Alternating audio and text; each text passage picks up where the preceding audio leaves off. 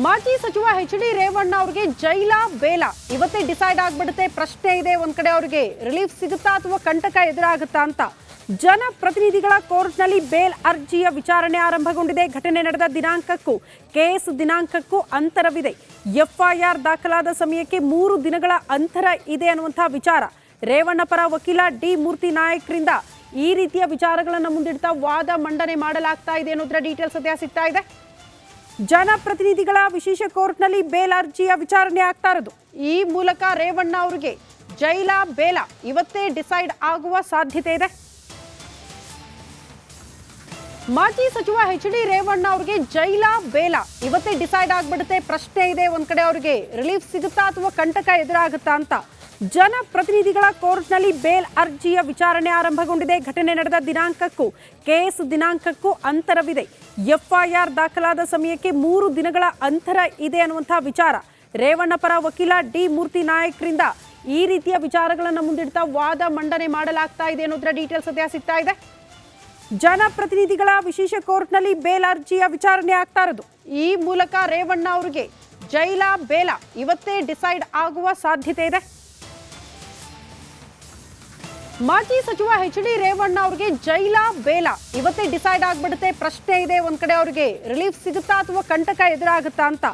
ಜನಪ್ರತಿನಿಧಿಗಳ ಕೋರ್ಟ್ನಲ್ಲಿ ಬೇಲ್ ಅರ್ಜಿಯ ವಿಚಾರಣೆ ಆರಂಭಗೊಂಡಿದೆ. ಘಟನೆ ನಡೆದ ದಿನಾಂಕಕ್ಕೂ ಕೇಸ್ ದಿನಾಂಕಕ್ಕೂ ಅಂತರವಿದೆ.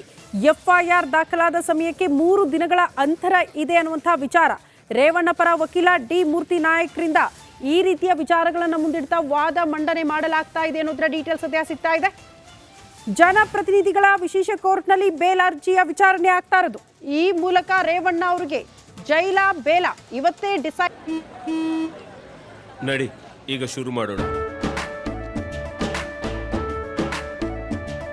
ಕೇಸರಿಯಿಂದ ಮನೋಲ್ಲಾಸ ಮನಸ್ಸು ಮತ್ತೇರಿ ಕುಣಿದಾಡಿದೆ ನೋಡು, ಮನಸ್ಸು ಮತ್ತೇರಿ ಕುಣಿದಾಡಿದೆ ನೋಡು.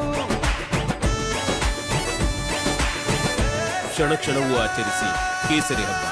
ವಿಮಲ್ ಬಾಯಲ್ಲಿ ಹೇಳಿ ಕೇಸರಿ ಆಗುವ ಸಾಧ್ಯತೆ ಇದೆ. ಮಾಜಿ ಸಚಿವ ಎಚ್.ಡಿ. ರೇವಣ್ಣ ಅವರಿಗೆ ಜೈಲ ಬೇಲ ಇವತ್ತೇ ಡಿಸೈಡ್ ಆಗ್ಬಿಡುತ್ತೆ. ಪ್ರಶ್ನೆ ಇದೆ, ಒಂದ್ ಕಡೆ ಅವರಿಗೆ ರಿಲೀಫ್ ಸಿಗುತ್ತಾ ಅಥವಾ ಕಂಟಕ ಎದುರಾಗುತ್ತಾ ಅಂತ.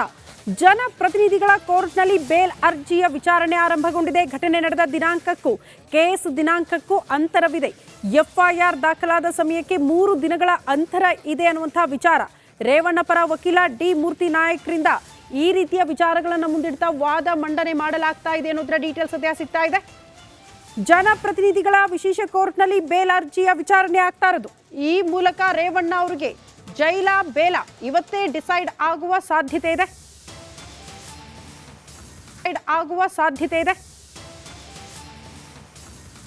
ಮಾಜಿ ಸಚಿವ ಎಚ್.ಡಿ. ರೇವಣ್ಣ ಅವರಿಗೆ ಜೈಲ ಬೇಲ ಇವತ್ತೇ ಡಿಸೈಡ್ ಆಗ್ಬಿಡುತ್ತೆ. ಪ್ರಶ್ನೆ ಇದೆ, ಒಂದ್ ಕಡೆ ಅವರಿಗೆ ರಿಲೀಫ್ ಸಿಗುತ್ತಾ ಅಥವಾ ಕಂಟಕ ಎದುರಾಗುತ್ತಾ ಅಂತ.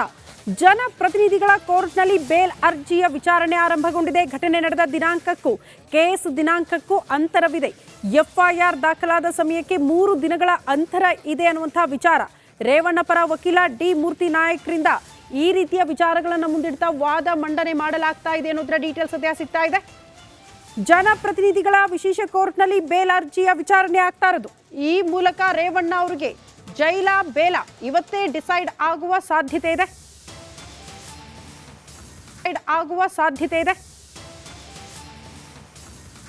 ಮಾಜಿ ಸಚಿವ ಎಚ್.ಡಿ. ರೇವಣ್ಣ ಅವರಿಗೆ ಜೈಲ ಬೇಲ ಇವತ್ತೇ ಡಿಸೈಡ್ ಆಗ್ಬಿಡುತ್ತೆ. ಪ್ರಶ್ನೆ ಇದೆ, ಒಂದ್ ಕಡೆ ಅವರಿಗೆ ರಿಲೀಫ್ ಸಿಗುತ್ತಾ ಅಥವಾ ಕಂಟಕ ಎದುರಾಗುತ್ತಾ ಅಂತ. ಜನಪ್ರತಿನಿಧಿಗಳ ಕೋರ್ಟ್ನಲ್ಲಿ ಬೇಲ್ ಅರ್ಜಿಯ ವಿಚಾರಣೆ ಆರಂಭಗೊಂಡಿದೆ. ಘಟನೆ ನಡೆದ ದಿನಾಂಕಕ್ಕೂ ಕೇಸ್ ದಿನಾಂಕಕ್ಕೂ ಅಂತರವಿದೆ. ಎಫ್ಐಆರ್ ದಾಖಲಾದ ಸಮಯಕ್ಕೆ 3 ದಿನಗಳ ಅಂತರ ಇದೆ ಅನ್ನುವಂತಹ ವಿಚಾರ ರೇವಣ್ಣ ಪರ ವಕೀಲ ಡಿ ಮೂರ್ತಿ ನಾಯಕ್ರಿಂದ ಈ ರೀತಿಯ ವಿಚಾರಗಳನ್ನು ಮುಂದಿಡ್ತಾ ವಾದ ಮಂಡನೆ ಮಾಡಲಾಗ್ತಾ ಇದೆ ಅನ್ನೋದ್ರ ಡೀಟೇಲ್ಸ್ ಸದ್ಯ ಸಿಗ್ತಾ ಇದೆ. ಜನಪ್ರತಿನಿಧಿಗಳ ವಿಶೇಷ ಕೋರ್ಟ್ನಲ್ಲಿ ಬೇಲ್ ಅರ್ಜಿಯ ವಿಚಾರಣೆ ಆಗ್ತಾ ಇರೋದು. ಈ ಮೂಲಕ ರೇವಣ್ಣ ಅವರಿಗೆ ಜೈಲ ಬೇಲ ಇವತ್ತೇ ಡಿಸೈಡ್ ಆಗುವ ಸಾಧ್ಯತೆ ಇದೆ.